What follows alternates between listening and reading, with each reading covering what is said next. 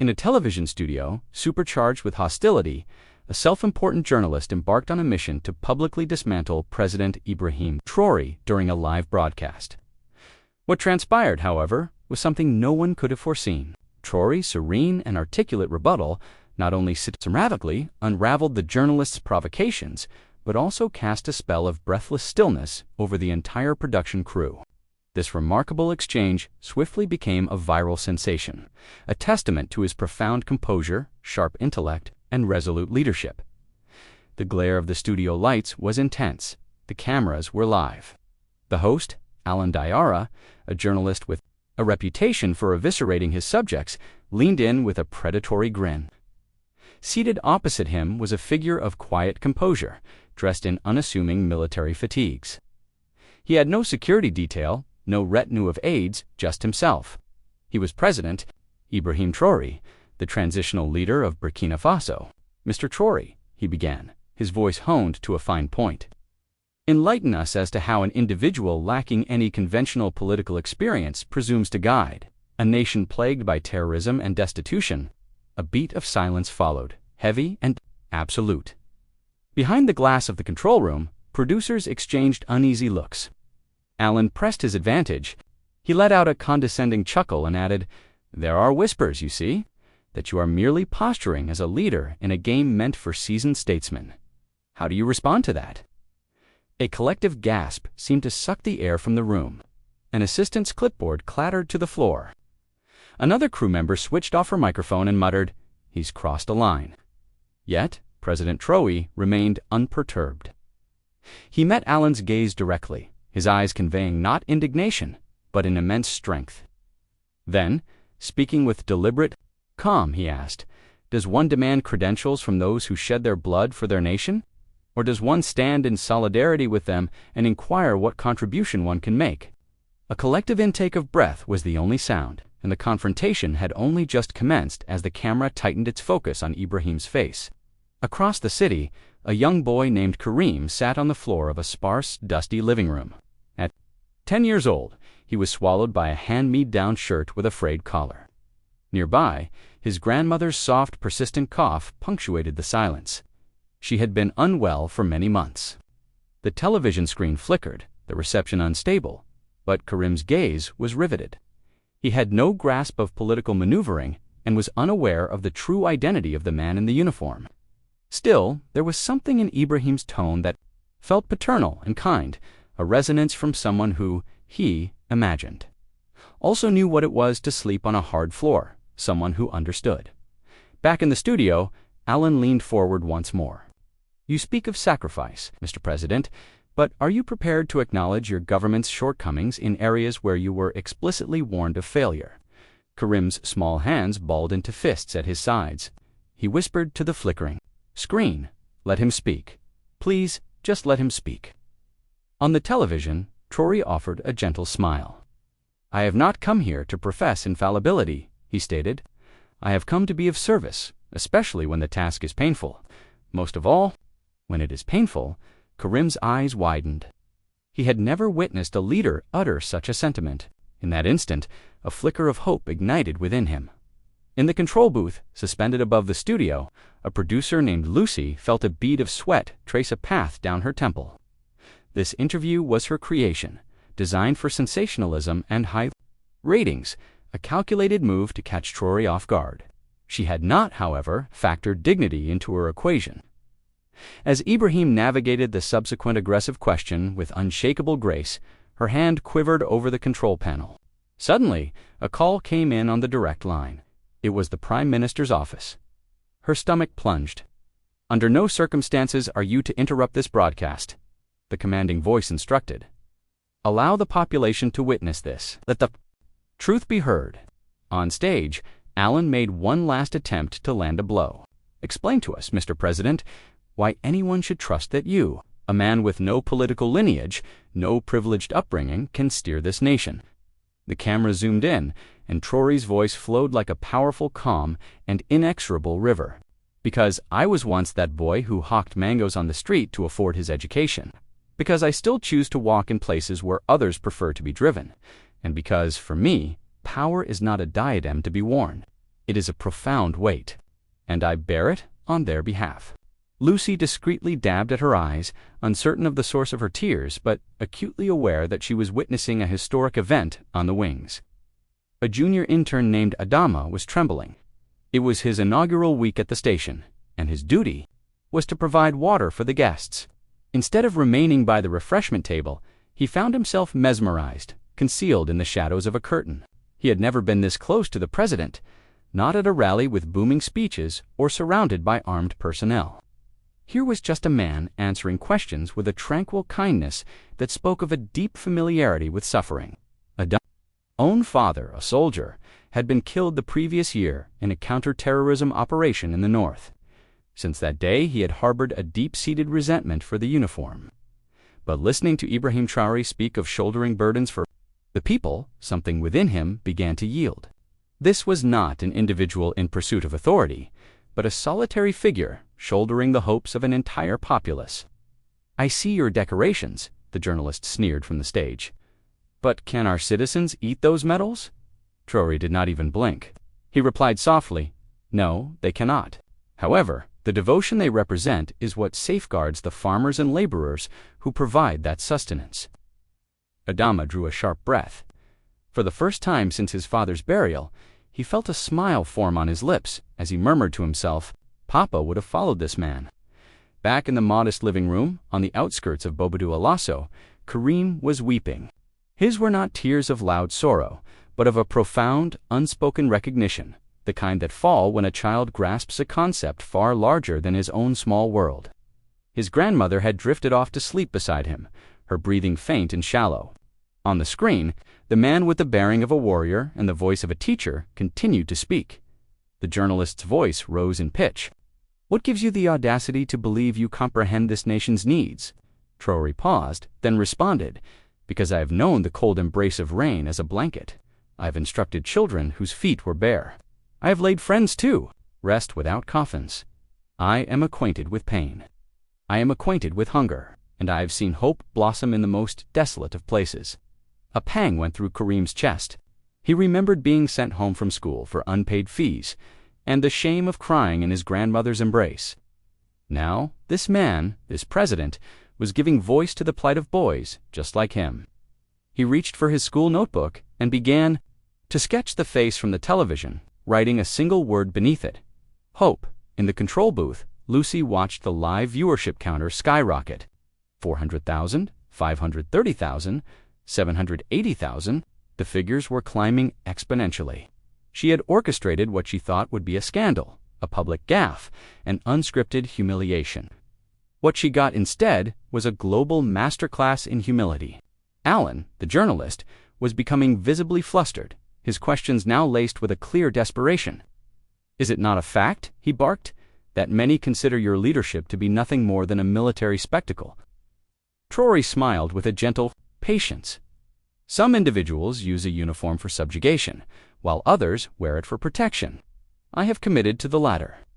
For the first time that evening, the studio audience erupted in applause. Alan was momentarily stunned. That was not in the program. Lucy's assistant leaned in and whispered, "Should we go to commercial?" Lucy was unable to reply. Tears were now streaming down her face. She was suddenly transported back years to a call from her father from a war zone, his whispered goodbye before a final, fatal mission.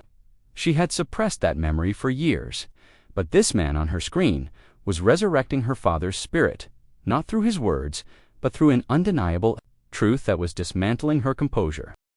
As the cameras continued to roll, a profound silence descended upon the studio. It wasn't an uncomfortable quiet, nor was it the kind to be broken by canned laughter. This silence was substantial, heavy, like the pause before a momentous heartbeat. Alan, the journalist, had just posed a particularly cruel question. "Do you ever experience guilt, sitting in a position of power while mothers are burying their sons?" Even the seasoned crew members winced. Traoré, however, showed no sign of anger. He simply looked upward, his voice barely a whisper but audible to all, every single night. The slight crack in his voice was just enough. "I record their names in my journal. I visit with their families. I walk through their villages. Power is no shield from sorrow. It compels me to carry it." There was no applause, no cheering, only the immense gravity of his words settling upon everyone present. Alan looked down at his notes, for the first time seeming to be at a loss. Backstage, Adama wiped his own face, surprised to find his hands wet. The young man who had once despised soldiers now saw them in a new light, because it finally felt as though someone in authority truly cared. "I visited a refugee camp in Kayatrori," continued, adjusting his jacket. "There, I met a little girl named Aminata." The camera zoomed in, and the atmosphere in the studio seemed to grow colder. She was 7 years old. She had lost her father in a rebel assault and her mother to disease. She was entirely alone, and yet she gave me a smile. Alan raised a skeptical eyebrow. "And what bearing does that have on policy?" Traoré regarded him not with disdain, but with a look of sorrow. "Everything," he answered. "She said to me, 'If I can find a reason to smile, then perhaps others can too.' That child was a reminder that leadership is not an exercise in control. It is an act of healing." The room was once again perfectly still. Somewhere in the audience, a woman began to cry openly. Her name was Kadia.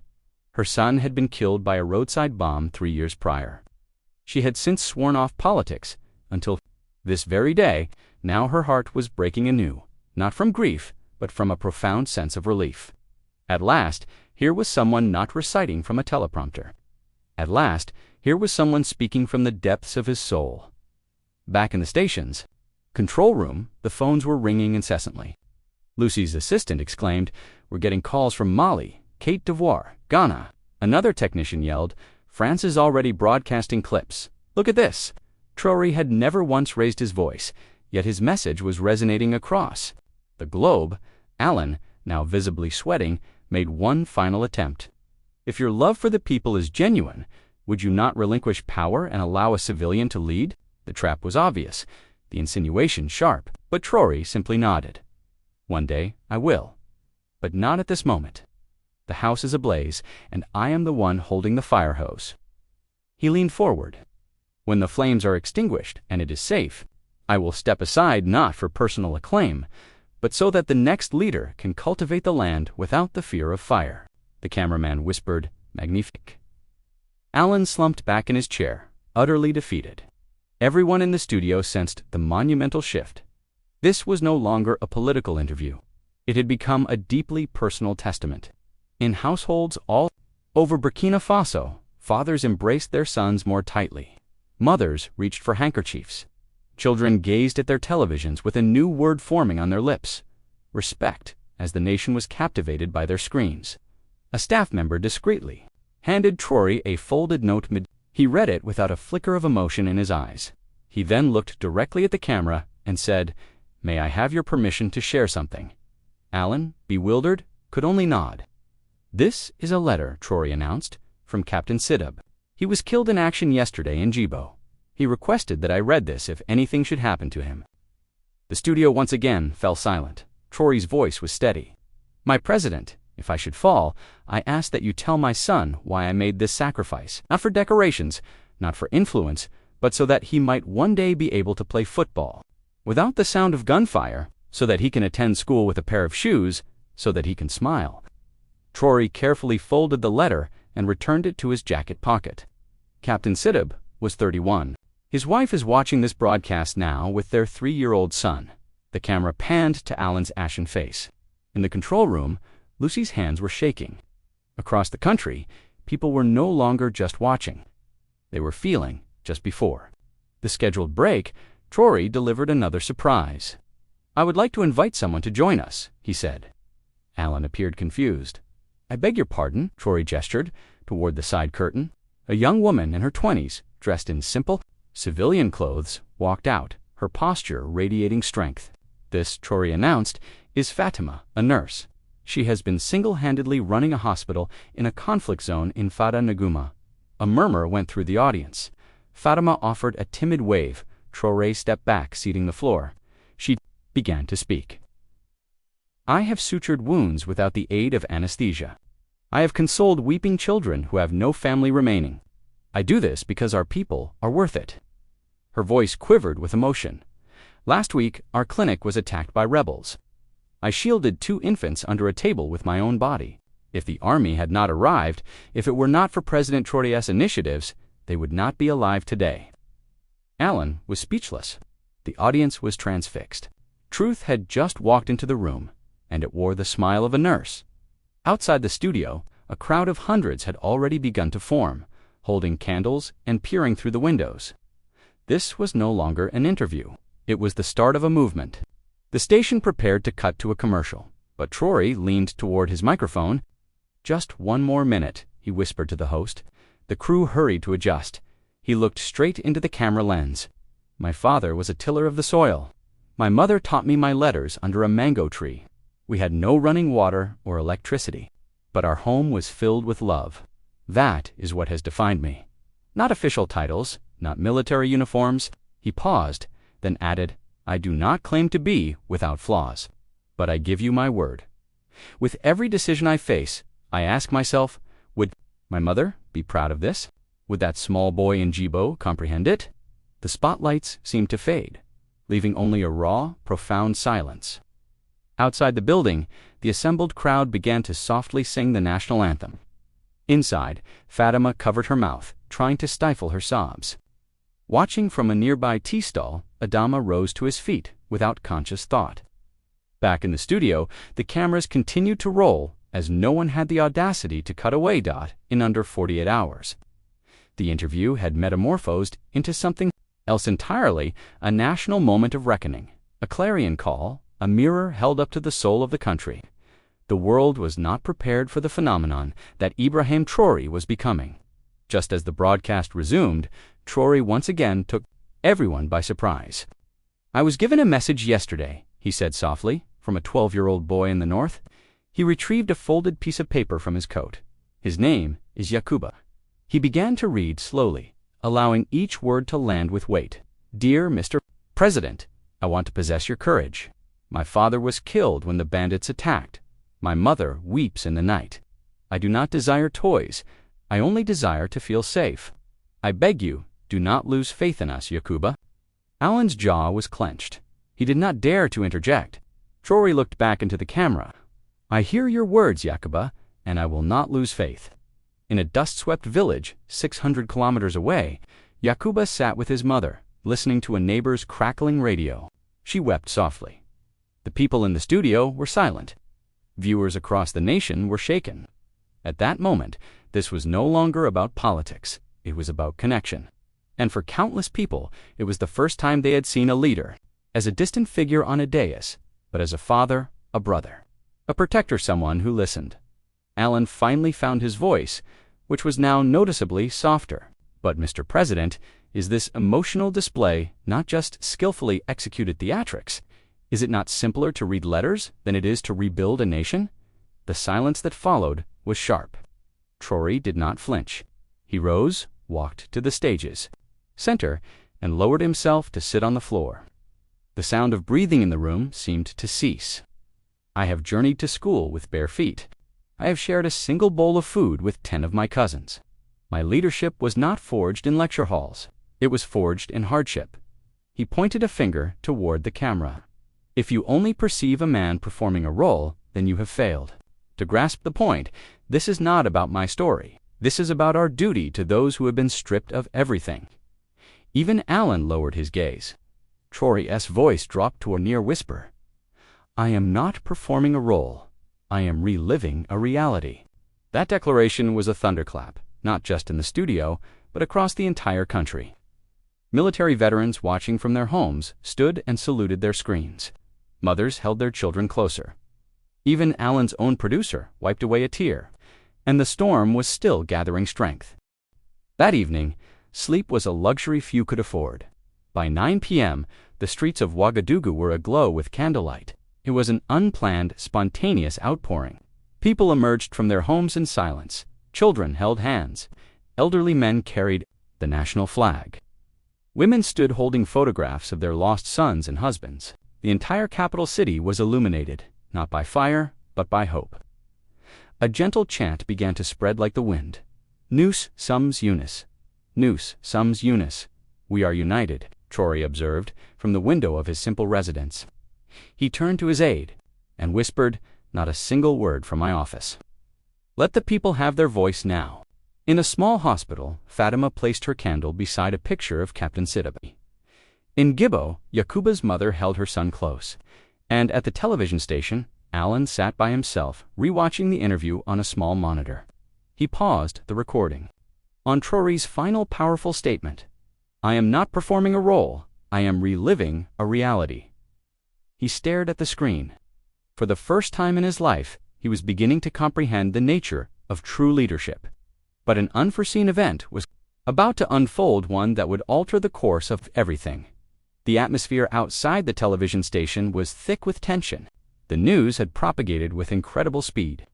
The journalist who had attempted to disgrace President Ibrahim Traoré had disappeared from the public eye for 2 days. Alan Diarra, once lauded for his incisive questioning and bold demeanor, was now a man in conflict with his own soul. Inside his apartment, unshaven and filled with a profound sense of unease, he watched the interview for what felt like the 100th time.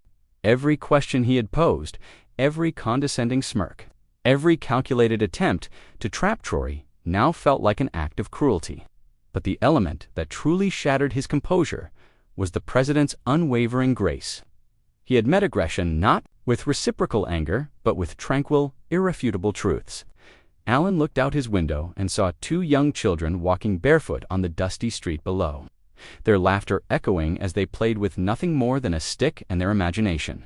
He was transported back to his own childhood, to a time when he aspired to use his voice as a shield for the defenseless, not as a weapon against those who served them. He sank to the floor and wept. Then he rose. He understood what he was compelled to do, something far greater than a mere apology, something the nation would never forget. The following morning, Alan requested to go on the air. The station executives were hesitant at first, but one look at the resolve in his eyes convinced them. He walked into the same studio, sat in the same chair, and faced the same camera. This time he was not in a suit, but in a plain shirt, his face stripped of all arrogance. When the red light of the camera illuminated, he looked directly into the lens with a trembling honesty. "I have failed you all," he started. "I sought to entrap a man who has dedicated his existence to the protection of our people. I wielded my voice to create division rather than to foster unity." He paused, his eyes glistening. "But President Traoré has shown me, and he has shown the world, the true meaning of leadership. He stood his ground, not for his own sake, but for every Burkinabe child, mother, and soldier. That is the man whom I now hold in the highest esteem." A profound silence swept across the nation. It was followed by cheers, then by tears, and then by the sound of a door opening. Traoré walked onto the set, announced uninvited but undeniably welcome. He placed a hand on Alan's shoulder. "This," he said softly, "is the path to a nation's restoration." That evening, Traoré did not retreat to a palace or attend a high-level summit. He walked the streets of Ouagadougou with Alan by his side. There were no cameras, no bodyguards. In a small village on the city's edge, a group of barefoot boys, playing with sticks, gathered around him. One boy ran up to him and asked, "You're the man from the television, aren't you?" Traoré smiled. "I am," he replied, "but what is more important is that I am your servant." The boy looked at him, puzzled. "You serve us." Traoré knelt to be at the child's level. Every true leader does. That single moment, captured on a bystander's mobile phone, became a viral sensation across Africa. It showed Traoré holding the boy's hand and walking him home.